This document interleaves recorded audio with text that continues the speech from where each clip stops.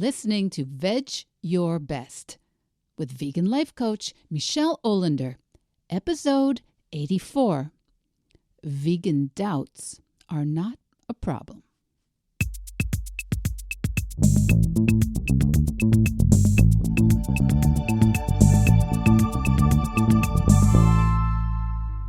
Hi, Vedge Heads. Veg your besties. It's happy tax season if you're in the U.S.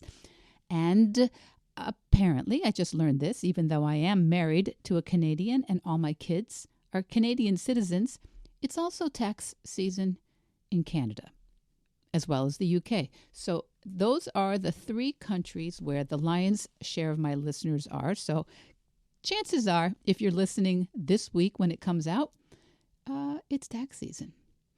And if you are getting a sense that I'm over enunciating a bit today, it's because I had some unexpected dental work and I'm experiencing a little discomfort and I am overcompensating a bit. But the pod must go on. And speaking of the pod, kids, my podcast episodes go out every single week, and sometimes I get polite crickets, and other times I get reactions.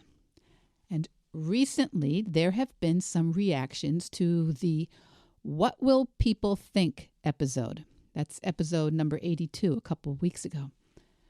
I got a lot of DMs and emails telling me how hard you guys find it to be on the receiving end of looks and doubt and skepticism from loved ones, especially when we announce that we're moving in a vegan direction or when we start actually making new vegan choices in the real world. So we're going to talk today. We're going to talk about what to do, what to think when you get reactions and comments and maybe looks from the people around you, and you believe that they don't think you can do it, that you can limit or eliminate the consumption of animal products.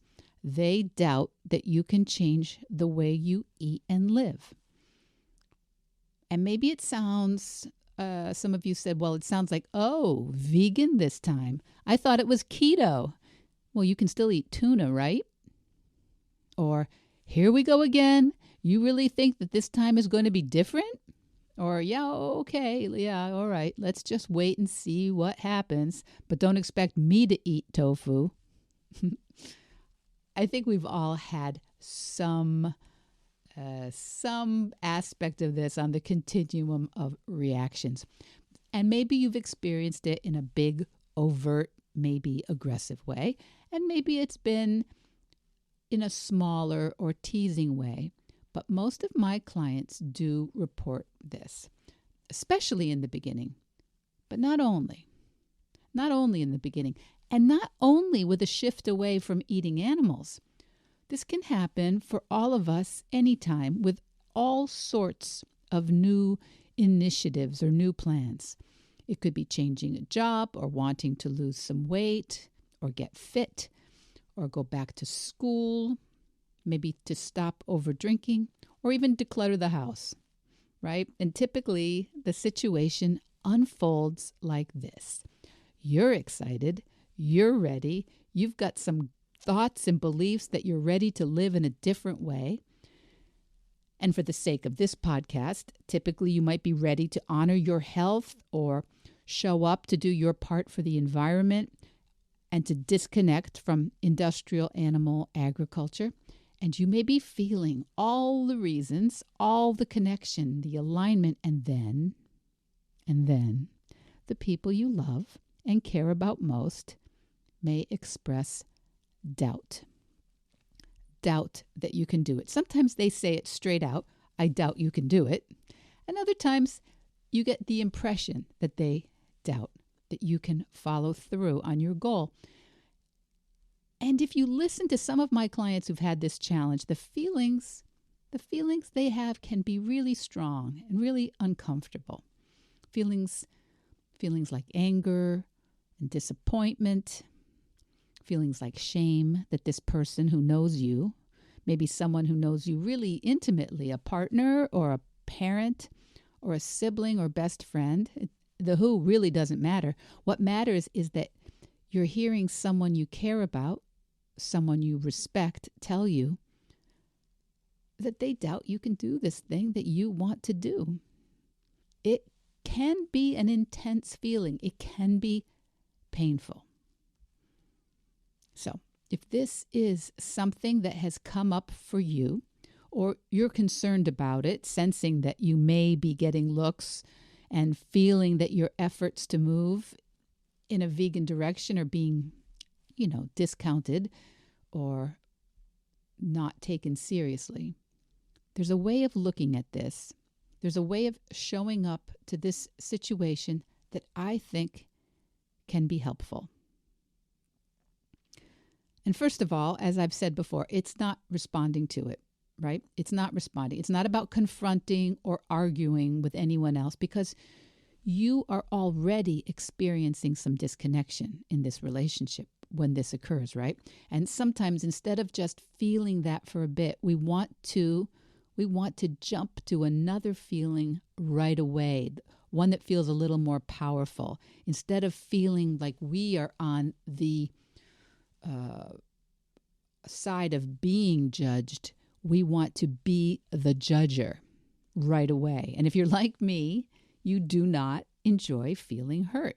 You do not enjoy the feelings of stung and shamed or embarrassed. Personally, I prefer pissed. I prefer judgment. I prefer throwing it back in your face with some evidence I have that you're not all that either. Anyone? Is that just me? Well, I'm not proud of it.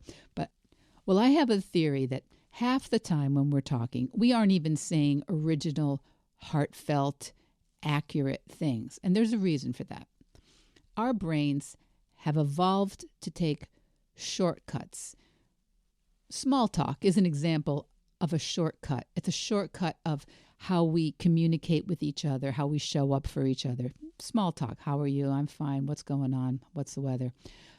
And over time, our brains have evolved to hold on to collect these shortcuts based on the feedback we've gotten over our lives, based on our culture, based on who we are in terms of power in our communities or vis-a-vis the person we're speaking to. And I have talked about heuristics on another episode, okay? And I got some crap for that. I got some raised eyebrows because maybe the concept of heuristics is a bit over the top for this happy podcast. But heuristics are basically just cognitive shortcuts, often inaccurate, but right enough, accurate enough, often enough, so that our brain has plenty of evidence that it's true. So, our brain has these shortcut ideas about change when other people do it, when we do it, when communities do it, when anyone does it. Change is an area we have a lot of social or cultural folk wisdom about. And I'm sure you can think of 1,000 of them, but things like old dogs can't learn new tricks, or once a cheater, always a cheater, or that's just me, I am who I am, or a leopard doesn't change his spots, right? And when someone we care about, someone whose opinion we care about seems to imply or comes right out and says, yeah, this vegan idea of yours will go the way of any number of previous enthusiasms. Well, that can really remind us of these ideas that the change we want is impossible, or at least super unlikely. And yes, you and I have a lot of social proof and stories and family members and fables to point to about the inability of people to really change. And I want to propose that there's some wisdom to the idea if this is an issue of you expecting someone else to change. If you are expecting someone else to show up differently, to behave differently, that's an area where we have no control. Zero. So arguably there's some wisdom in not looking at another's behavior and believing that it will change. But that is not true for you. That does not mean at all that you are not fully able to change any habit. You can change the habit of eating animals or consuming animal products. You can change your thoughts about what food is and how you want to nourish yourself. You can change your desire for foods that you currently have a lot of emotional connection to. But just like we've discussed in the past, we want to get super clear about why, right now, a vegan practice is not easy. Why it's not easy for you right now. Because there's no question you can do it. If you needed to hear that, there's no question that you can do any of these things. So, why is some part of a vegan practice that you're beginning right now, why is it hard? If you are like most people, one part of the problem is the stories that you tell yourselves routinely about certain choices. I've told you a million times I had a lot of thoughts that were at odds with changing when I got serious about a vegan practice. You've heard them all. Thoughts like, I raised my family with meat. Who am I to turn the tables now?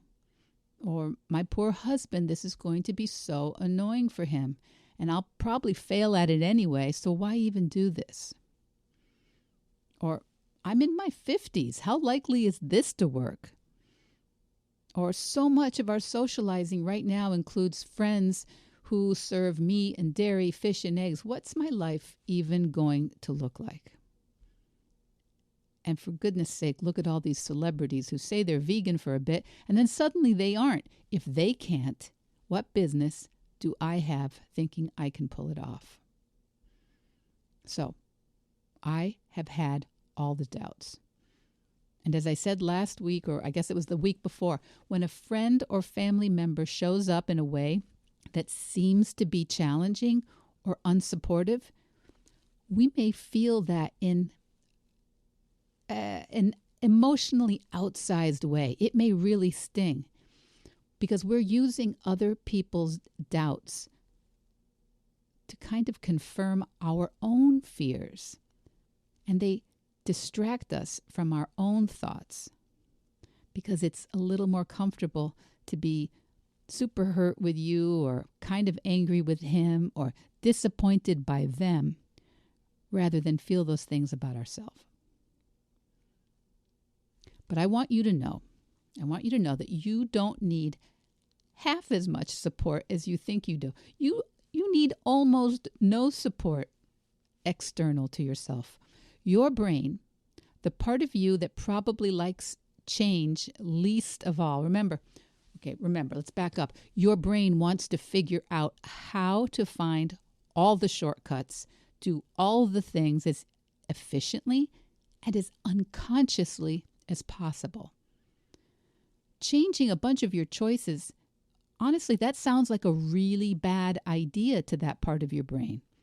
So distracting you with some side comments and some raised eyebrows or disbelief from a family member, that's likely to shake you up enough that you don't have this crazy idea anymore. You'll lose your clear focus and stop following through on a new vegan idea. Once you open up your mind to the possibility that a very big part of your drama with other people, our drama, my drama with other people, a big part of it is just your brain creating distractions from your plan, from the change that you want to implement. Once you notice the interpersonal angst popping up and can just for a few minutes, sometimes seconds, just get curious and ask yourself, what's this about? Why is it bugging me so much? Why am I letting what he said or what she looked like distract me?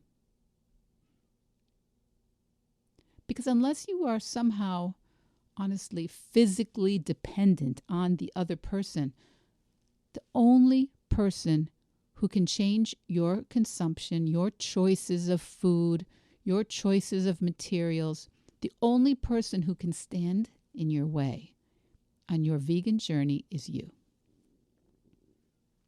And you might argue it, but how is it true? And how could that be such good news, right? You don't need to get anyone else on board. You don't need to find a brand new family that are all vegan. You don't need to convert anyone. You don't need anyone to validate that you're making a great choice. Honestly, they do not need to understand you. They don't. This is something I really learned when I committed to a vegan practice. While I was an excusitarian, while I was vegan unless I had a big excuse, I was so tuned into what other people thought. Other people in the family or staff at the restaurant or where I was traveling. And when I started to see that I could actually be completely happy and loving and peaceful about my choices, even if no one was on board. I mean, this is the kind of power that I want you all to experience. Knowing that no one else has to really get you or see it your way. And that not only isn't a problem, it can actually be a good thing. It can be a very empowering place to be because all of a sudden, you can just stop investing the time and energy in others. All of that time and energy that is diverting you from the real work of your habit change. And that's always an internal process.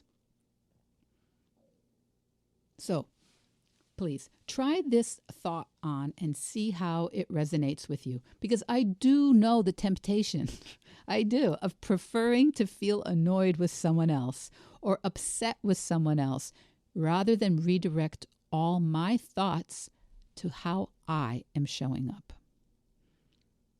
But consider an alternative.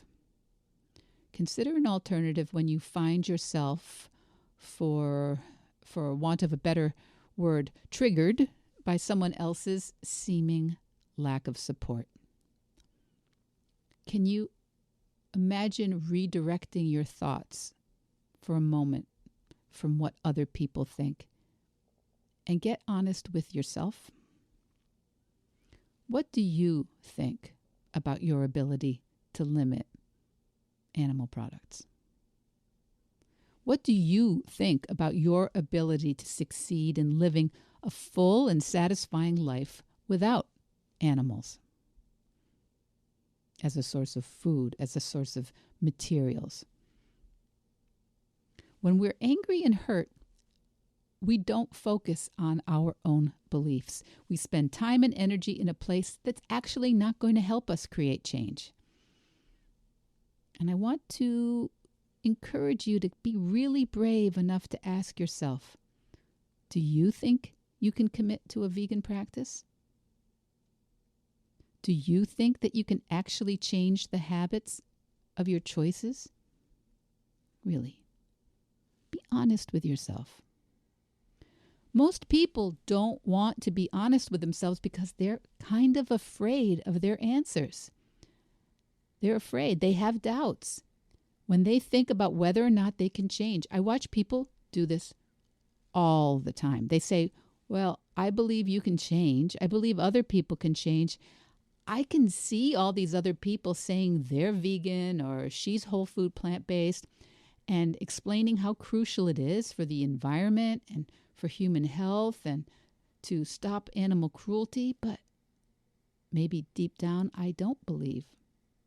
Maybe I don't believe I can do it.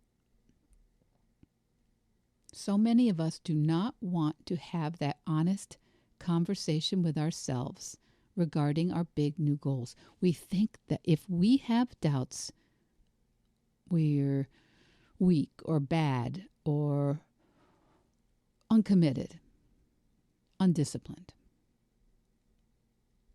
But that is not true. It's not true. It is okay that you have doubts. It doesn't mean that you're doing anything wrong. Please don't make the mistake of thinking that if you have doubts, it means you're going to fail. You know, when I work with my one-on-one clients, whether the goal is veganism or starting a new business or writing a book, any new undertaking, we start with all the things that seem to be currently in the way of the goal. All the challenges between where you are and where you want to go. Some of these challenges are exterior. They're resources you haven't found yet or don't know how to use yet. And some of them are skills that you haven't developed. And loads of them are doubts. Doubts you have about your ability to do this. So, it's not that I'm asking you to stop doubting yourself. I'm not even asking you to change those doubts. What I'm asking you to do is see if you can learn how to make every doubt a step on your list.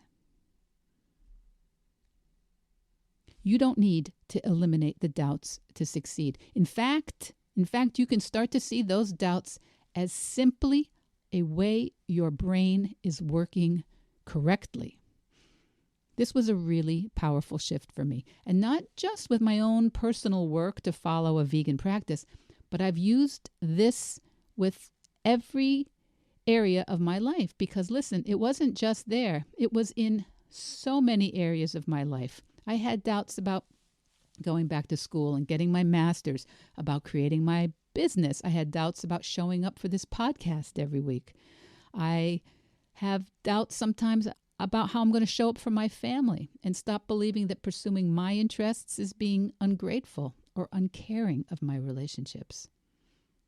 I've had all sorts of doubts in most every area of my life. Moving to a vegan lifestyle was the practice, really, it was the practice that showed me how my brain was distracting me with thoughts about what my family would think, what others would think.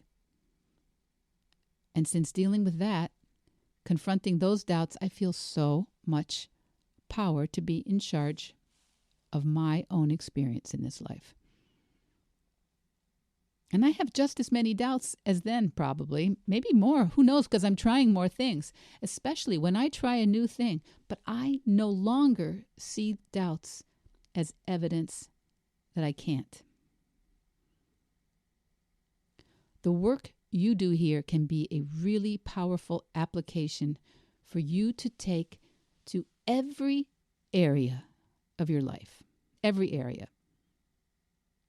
So every time you tell yourself, I don't know, I'm too old to change, I'm too old to go vegan. Honestly, I've half-assed this same issue so many times. I just don't think I have the willpower. You know, I'm ADHD, my focus is terrible.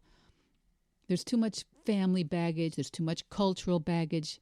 You know, I went through a lot as a kid, and this is just going to be too hard.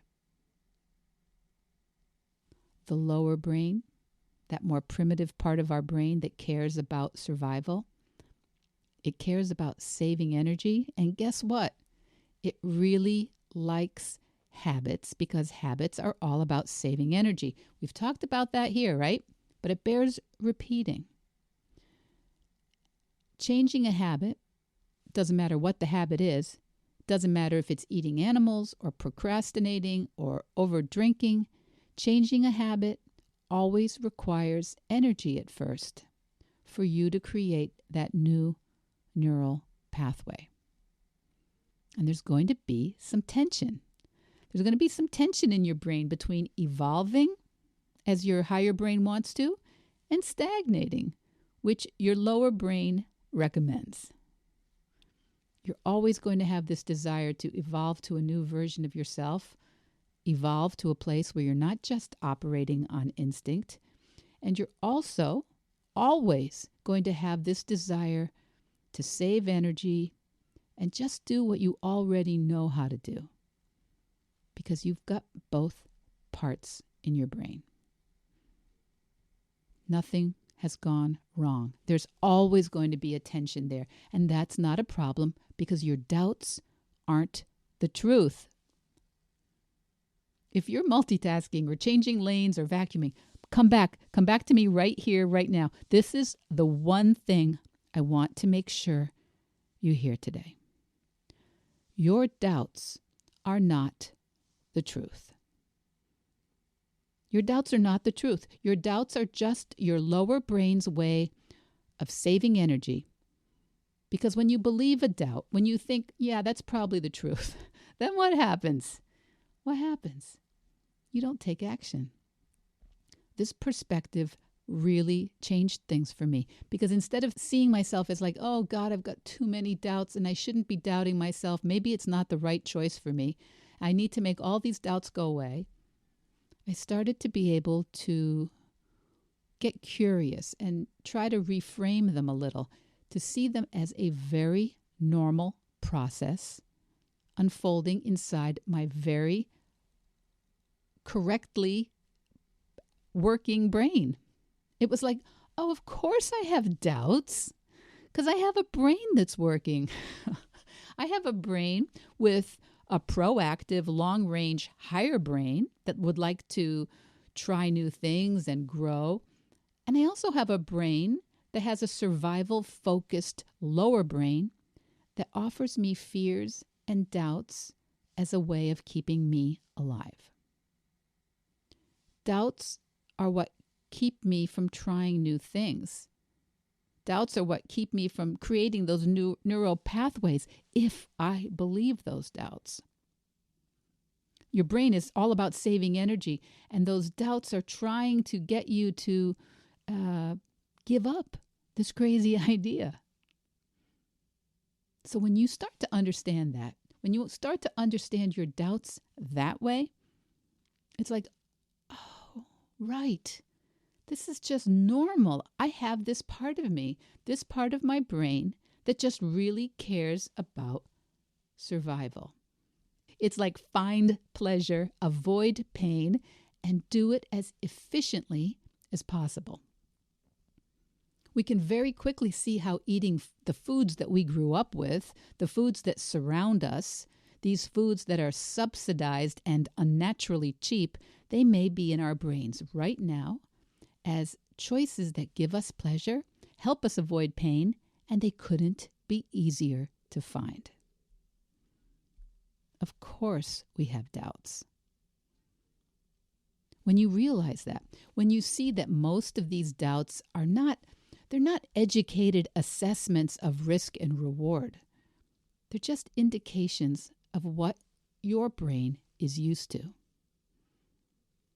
So when you realize that, suddenly you don't have to get rid of your doubts or anyone else's doubts. You also don't need to ignore them. You don't have to make them go away. You can just change what you're making those doubts mean. Instead of believing their truth or some kind of message from the universe about your ability to change. I'm going to say that one more time. You don't have to move beyond your doubts. You don't need to comfort your doubts or get rid of your doubts or ignore your doubts. You can just change what you're making those doubts mean, instead of believing that they are the truth about your ability to change. So if someone responds to your desire to move towards a vegan path, if someone responds with doubt, that's just a reminder that you will have doubts too. And those doubts can actually point you to the next part of your plan. If you notice a doubt that you won't, for example, you don't know what to eat, well, you can begin there by building the skills, building a list, building a pantry, building an emergency bin in your car of plant-based foods. Or you can call your local restaurants and ask what it is you might order in advance so you don't have to awkwardly figure it out when you're hungry, when you're in front of a group or in front of a busy, hassled waiter. What are your doubts? When do they come up? When you're with your mom or with your brother-in-law or at a family gathering at the beach? Notice where the doubts are. Pick one doubt and make a plan. Is it easier when you're alone? Or are you more likely to say, oh, what the heck, when you're alone? No one will know. What feels like a loss or a deprivation? Maybe that's where you begin. Finding things you really enjoy when others are digging into their treats. And by the way, have you tried the Magnum brand? I don't know if they're regional or national. Magnum non-dairy ice cream bars coated in chocolate and almonds? Those are really good. No affiliate links here. I'm not even someone who used to eat a lot of ice cream, but those are really good. Just a recommendation. But welcome the doubts. Doubts aren't telling you that you won't succeed. The doubts are here to help you build a powerful belief plan, one choice at a time. When you use your doubts, when you use them to uncover where you need to build skills and practice, you will change your life. Not just in terms of a vegan or a whole food plant-based lifestyle. Everything. I never thought I could be vegan until I stopped practicing that thought. Until I started practicing other thoughts. Beliefs that allowed me to build new skills. And beliefs, this is a big one, beliefs that allowed me to drop the skill I did have of talking myself out of big changes. I was very good at that for years. You already know a lot of the skills that you need to work on. But while your brain is busy with these big, overarching, vague doubts and the resentment and annoyance that you're feeling towards loved ones and colleagues who don't believe in us, while we're busy there, we don't get granular. We don't make a plan. This is where a coach can really help, because most of the time when we're in it, we don't recognize that our doubts are just doubts. We think they're true. So often we think change is going to be hard, and if we could do it, we would have already done it by now. But that is also not true. If you're ready to make a big change, I would love to help support you. You know, my mission here is to drip out these ideas and perspectives and tools every single week to try to encourage all of you. Most of you I'll never speak with or never get to know, but I'm here and they'll last. These ideas will last as long as there are MP3 files flying around through the universe. I'm here every week with all the skills I can possibly offer you to help you eat more vegetables and take on that next impossible goal. But if you're ready to get a little more specific in your life, I invite you to book yourself into my calendar for a consultation. That's where it all begins, and there's no commitment at all. We just chat, we talk about whether coaching might be a good fit for you and your goals.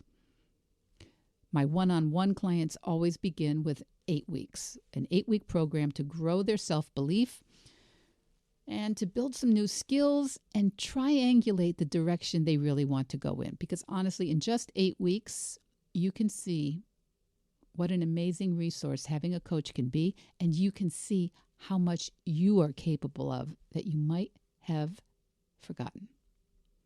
And take some really targeted, important steps in having the life that you want, whether everyone's on board with it or not. If you can't find a time in my online calendar link, just email me, and I will find a time for us to talk about the direction you want to go in. All the links are in the show notes here every week. They're easy to find on Instagram at veg_your_best. And next week, I'm planning an interview with a woman who's a tremendous resource I think a lot of you will be interested in. So fingers crossed, wish me luck, and thank you for listening while I over-enunciated this week. And I'll see you next week. Veg Your Best podcast production, music, and editing by Charlie Weinshank. Thanks, Charlie. Before you go, it would mean so much to me and the Veg Your Best team if you would hit subscribe, leave us a 5-star review, or share with someone you think might be interested. Something about algorithms, it helps bump us up a little in the rankings, and that's the best way to help others find the podcast and for us to find our audience. So, until next week, make it easy and veg your best.